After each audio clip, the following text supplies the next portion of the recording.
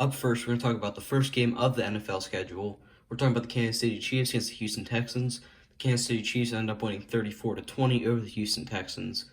This is basically how everybody expected the game to go. Not a complete blowout, but a dominant Chiefs win. Patrick Mahomes went 24 for 32 with 211 yards and 3 touchdowns, no interceptions. And Deshaun Watson, he went 20 for 32 with 253 yards, a touchdown and an interception. Both David Johnson and Clyde Edwards-Helaire both had great games for both teams, and they look to advance forward that way. Overall, pretty good game. If you guys watch this game, it's pretty cool. I've seen some, fans in the stands, about 17,000, which is pretty good. But between the Texans and Chiefs, it was a pretty good game. Next game in Buffalo, we're talking about the Buffalo Bills against the New York Jets. The Bills took this game 27-17 as the Jets started to make a little bit of a comeback as they scored 2 touchdowns in both the third and fourth quarter. Josh Allen, he went 33 for 46 with 312 yards and 2 touchdowns, along with a rushing touchdown and rushing yards.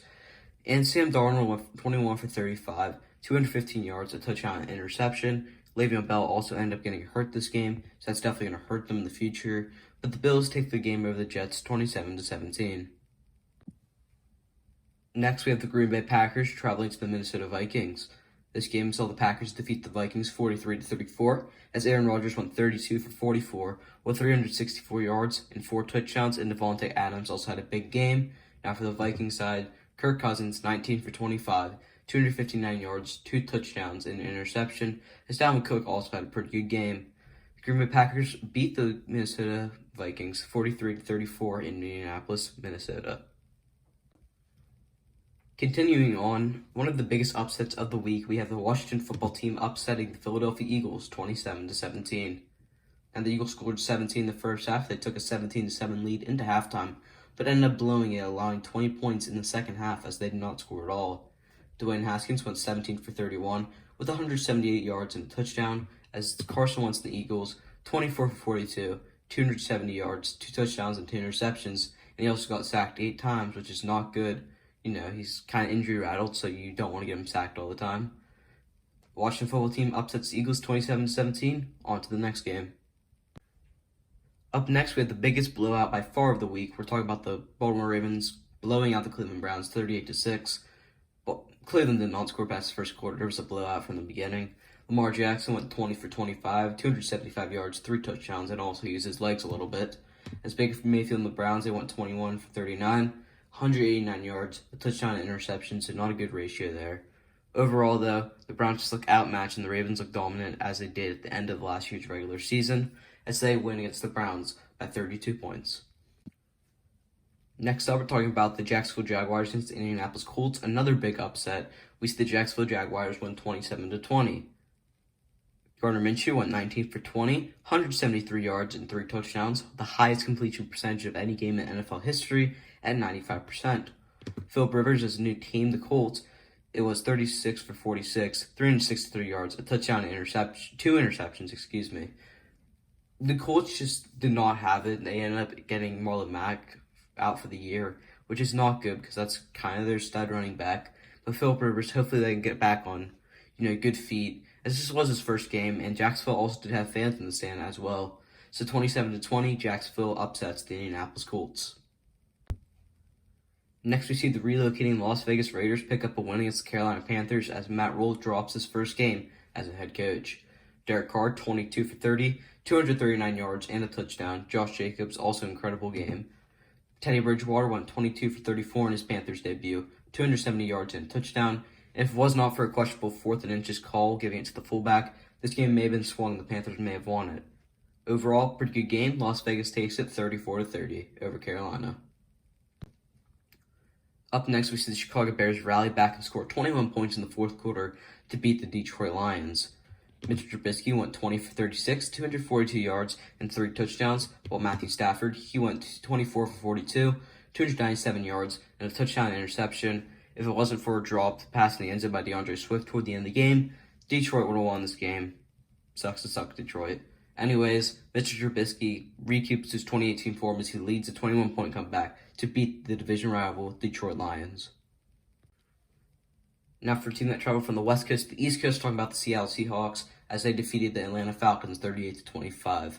Russell Wilson, 31 for 35, 322 yards and 4 touchdowns. As that was an incredible game by Matt Ryan as well. 37 for 54, 450 yards, 2 touchdowns and an interception. And Julio Jones also had a great game, as Todd Gurley made his Falcons debut as well. Overall, great game, 38-24. Seahawks take the win. Cam Newton makes his debut up north for the New England Patriots as they end up winning 21-11 over the Dolphins. Cam Newton, he went 15 for 19, 155 yards. He didn't score any pass touchdowns. They scored 2 rushing touchdowns as that led the Patriots to winning this game. The Miami Dolphins, Ryan Fitzpatrick, 20 for 30, 191 yards, along with 3 interceptions. Not a good ratio right there. Overall, 21-11, Patriots take the win as Dolphins start 0-1. Not looking good for my predictions. Up next, we see the LSU boy, Joey Burrow, make his debut in Cincinnati as they fall 16-13 on a missed game-tying kick from 30 yards. Joe Burrow was not happy. Tyrod Taylor went 16 for 30, 208 yards, 0 touchdowns, and 0 interceptions. Joe Burrow went 23 for 36, 193 yards, and an interception. This game ended badly. Joe Burrow should have won. Whatever, I really could care less, if I'm being completely honest with you guys. But overall, Joe Burrow does end up having a good debut. He threw an interception and 30 touchdowns, but he also got a pass interference called in the end zone, which kind of sucked. So, the Bengals, they fall to the Chargers, but a pretty good game from the rookie quarterback. On to arguably the game of the week, we have the Arizona Cardinals upsetting the San Francisco 49ers. Kyler Murray, he had a great game, 26 for 40, 230 yards, a touchdown, and an interception, but he also had a scrambling touchdown. As Jimmy Garoppolo, he was 19 for 33, 259 yards, and 2 touchdowns. This also saw George Kittle get a little shaken up. We'll see if he's playing next week. We'll have to wait and see, and we'll take that into, kind of, if they're going to win next week, which could be a real scary now. So anyways, the Arizona Cardinals rally and upset the San Francisco 49ers 24-20. Next, we see Tommy Brady make his debut in a Buccaneers uniform as they fall 11 points short to the New Orleans Saints. Drew Brees, 18 for 30, 160 yards, 2 touchdowns, and Taysom Hill also had a rocket downfield for 38 yards. Tom Brady, not the greatest debut, 23 for 36, 239 yards, 2 touchdowns, and 2 interceptions. As I felt like they played fine, this New Orleans Saints team is very good, and we'll have to wait and see later in the year to see if, the Buccaneers get their groove back and see if they can beat the Saints in Tampa Bay. So 34-23, New Orleans Saints take the win over Tom Brady and the Tampa Bay Buccaneers.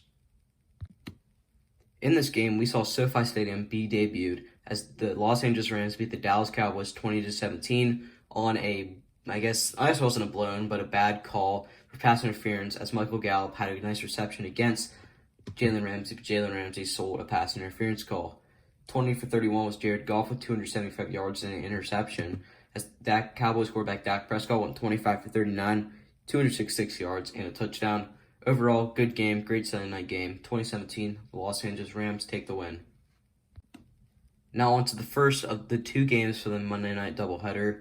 We see the Pittsburgh Steelers beat the Saquon Barkley-led Giants. Joe Judge's first game as a coach, he takes an L, 26-16. Steelers just flat out dominated this game, starting in the second half.